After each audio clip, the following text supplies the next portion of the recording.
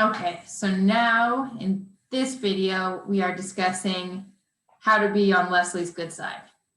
Yes. And we should mention this is take 2 since we mucked up the take 1.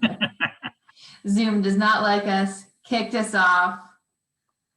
We apologize. Yeah, let's talk about how to get your course published quickly and efficiently. Yeah, that's probably the most important topic that we don't talk about. So hopefully every single instructor will be watching this, but there are a lot of little things that instructors can do that make our lives much easier. I've been helping Leslie a lot more so with publishing courses. And I will say there's a very large discrepancy in time between different instructors. So some instructors it takes us 20 minutes.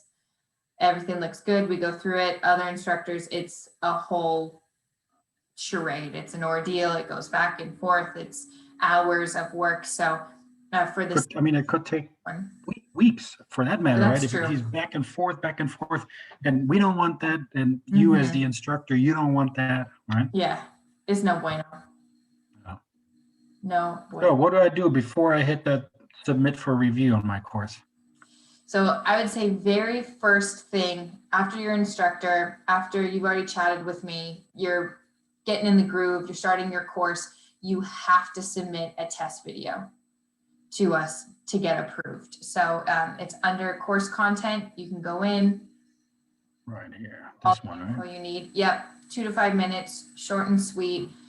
Make sure that your microphone sounds good, your environment is quiet, you've set it up beforehand. I will have already sent everyone an audio guidebook with tips and tricks. So please take a few minutes. This one right here that I can download, right? Yep. So it's there's a lot of info out there. I know that reading is not in this day and age, not everyone reads, but please do me a favor, read it beforehand. There's a lot of little things that you can do that make a big impact. The quicker Leslie approves your video, then faster you get to create your course, get students in, start making money, start getting good reviews. So speaking of audio, right now for this session, I'm using my laptop microphone, but when I record a video, or lesson, yeah, I use what the pros use. Right? Yeti microphone, USB plugs right into my computer. It's amazing. Looks super professional too. And that's often an instructor prize that we give out is a Yeti mic. So submit your course. Giving gifts. You might get a fun mic. Yeah, so definitely test video, and do not, please ever repeat, do not upload your content before Leslie has approved your video. So we feel terribly when someone has uploaded 2 hours of video content PowerPoints and we have to say, I'm so sorry, you have to redo all of that. And that tugs at our heartstrings. So just don't make us do that. Just wait until you've been approved. And I will send an email to you, CC Leslie. So all you got to do is submit it right there. We'll get an email and then we can go from there. And I'll tell a little story because it just came through my inbox. We have content partners, of course, that we share these videos with or these courses with. And we just had one of our content partners said, oh man, we want these courses and they're great. And these other courses are also great, but the audio wasn't good enough. Yeah. So then we can't give that, and it breaks our heart too. It's like, we want good courses and we want people to have a big footprint. So audio is so important. Yeah. And students will call you out so quickly on bad audio.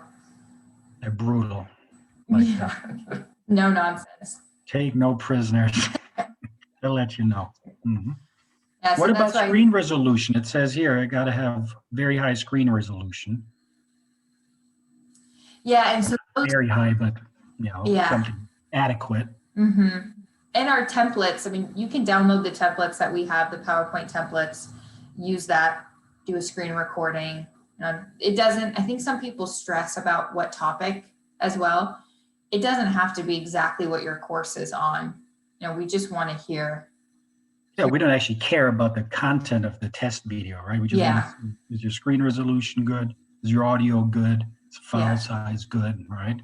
So the True. content doesn't matter. You can just Mhm. talk about your last vacation for all we care. True. Someone once did one about their cat. It made me laugh. Yeah, so content, quality over content for sure.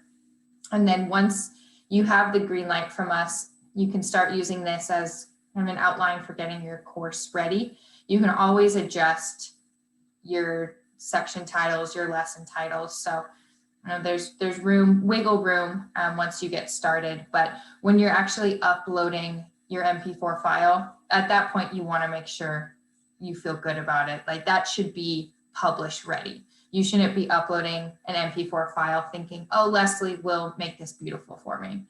It should, like if you are unsure of it, you should be sending those files to Leslie beforehand.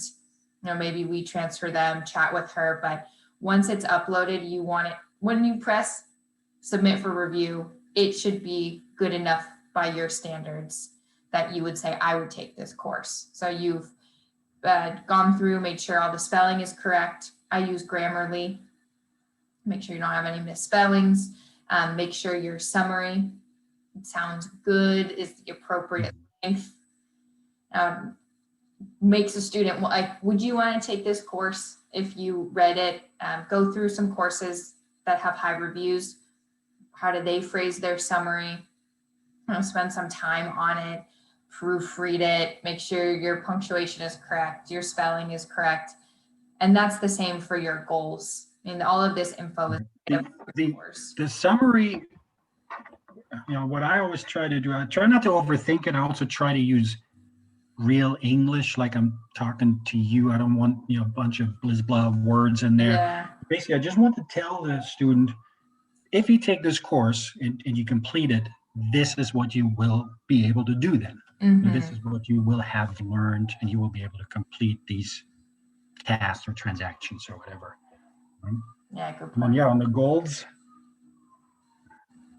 we want to use action words, right? Verbs, like learn this, understand how to do this, discover or configure this, right? Very true. Yeah, action items. And again, I would say go look at courses that have high reviews that are in your wheelhouse.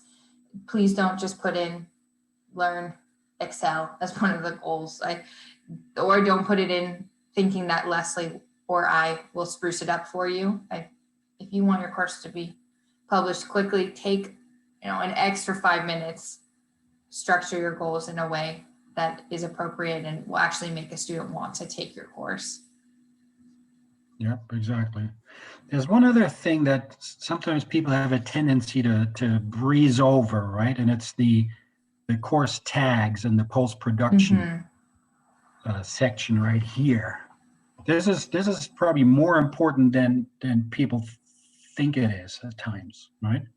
Very true. Yeah, this is how students find your course. So important to take a bit of time to think through it. You can always add new tags. If your keyword's not there, you can add it in. There's a ton already in there, but you could put in anything that's relevant, of course, and you don't want to just put in random words. Yeah. So the minimum is 5, but if he can think of 10 good tags, put those in. This is how people will find your course, and we have so many courses now. You want to make sure that you show up on top when people search, right? Because then your course gets the enrollment, not the other course.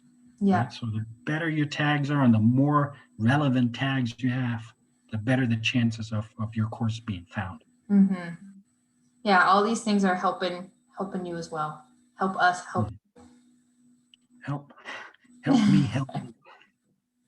The other, so it doesn't happen as much anymore, but in the past we've had when people say, can you please upload my videos? And we just have too high of a number of courses coming out that, that's not something that we are able to do. There's very few instances where we will say, okay, but a lot of times instructors will say, Claire, that my course isn't uploading. I'm getting the wheel of death. It won't load. So 99% of the time, that's because your lesson file, your MP4 file is too big. So what Leslie and I do is we use Handbrake. That's a free software to condense it. We can do that if you need us to, or you can do that. Or, another good point that we always talk about is if it can't be uploaded because it's too large of a file, it's probably too long of a lesson. Mhm.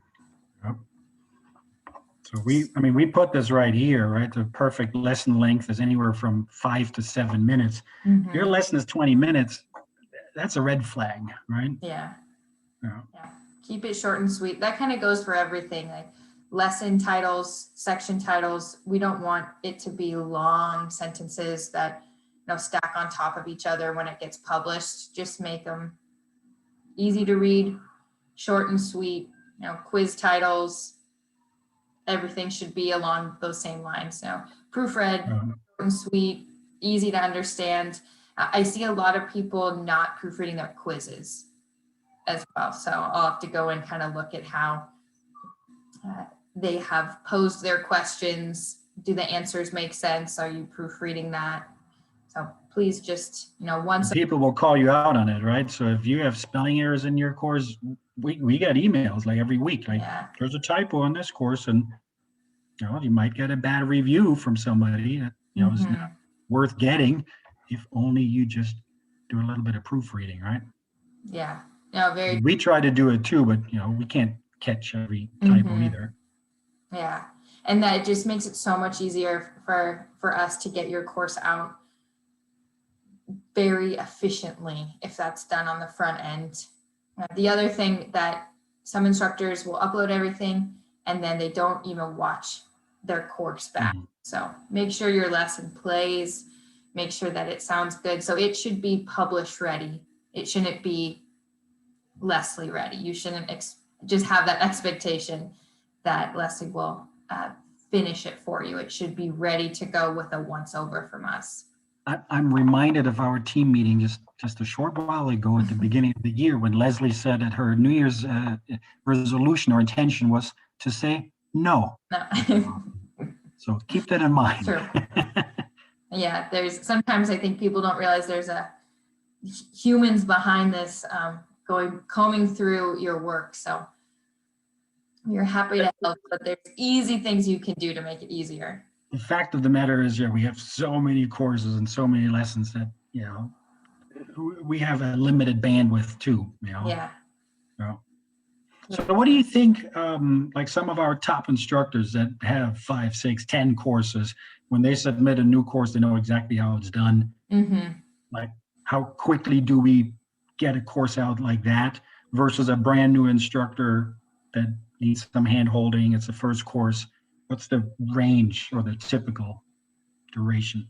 There's a huge discrepancy, I would say, between timelines. So at this point, with instructors that we know that are kind of vetted already, I will actually go through and I'll do a first look at it. I'll review it, and then I'll say to Leslie, green light, ready to go. Between kind of me looking at it, playing the videos, Leslie overviewing it, that could be as short as 30 minutes. And we have instructors now that we trust so much. It's 30 minutes. It's so easy, just making sure their videos play, but they've followed instructions beautifully, proofread, their summaries there, their appendixes there, quizzes look good, as opposed to new instructor who's still kind of feeling things out, or maybe this is very common that they're not always listening to our instructions or reading or doing their homework beforehand. It can take weeks of back and forth, sometimes even months. So that's just an arduous process for everyone. No one wants that. So there's a huge discrepancy between those two. It's good. A steep learning curve, right? Yeah. So once you've done it a few times, you get it, True. right? It's not crazy amounts of work or super complicated, but there's a few things you just need to pay attention to. Yeah.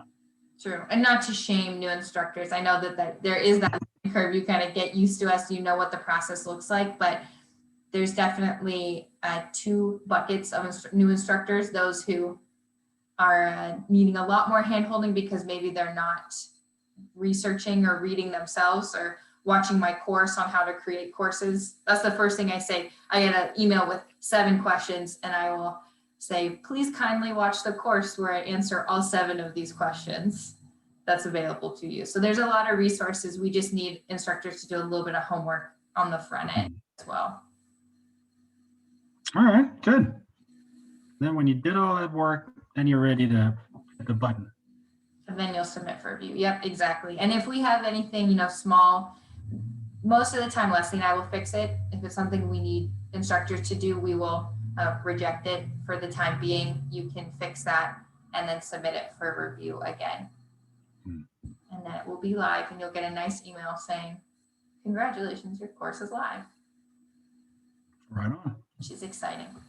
Yeah, so I know Leslie will be thankful for this video. So instructors, please watch, please do these easy things, and then we will gladly help you through the process. Good times. Always fun with you, Claire. Until the next session. Thank you. Ciao. Bye. Bye.